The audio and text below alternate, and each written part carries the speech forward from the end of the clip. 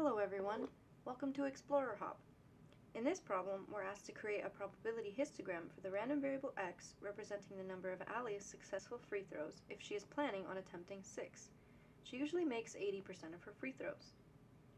To create the histogram, we first need to recognize that this is a binomial distribution.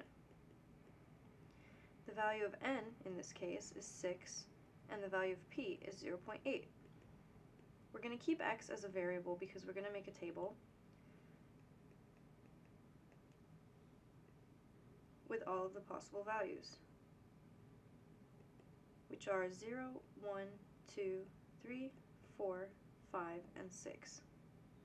The other side is going to be the actual probability distribution, which we can solve with the binomial formula.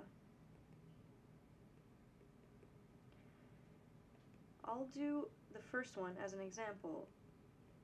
X is equal to 0,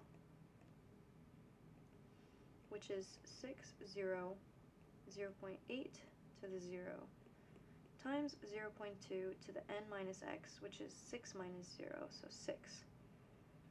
This is equal to 6 factorial over 6 factorial, which is 1, times 1, times 0.2 to the 6. With a calculator, we find that this is 6.4 times 10 to the negative 5. So we put that in the right spot, and we can solve all of the rest of these the same way.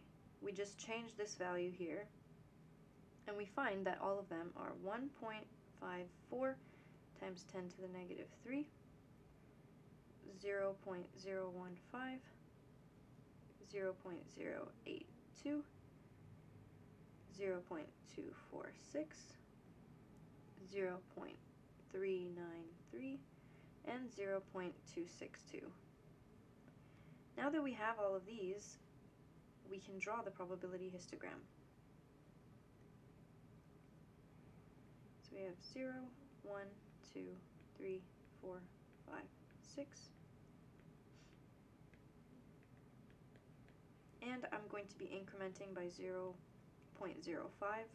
because we have some pretty small numbers.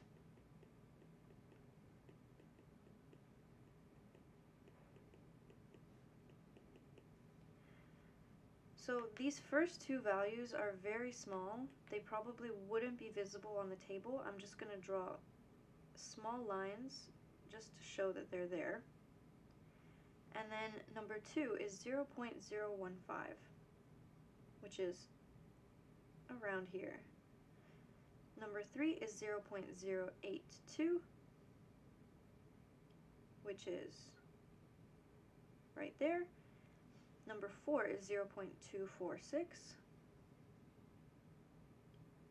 so it's over here. Number 5 is 0.393, that's all the way up here. And number 6 is 0.262.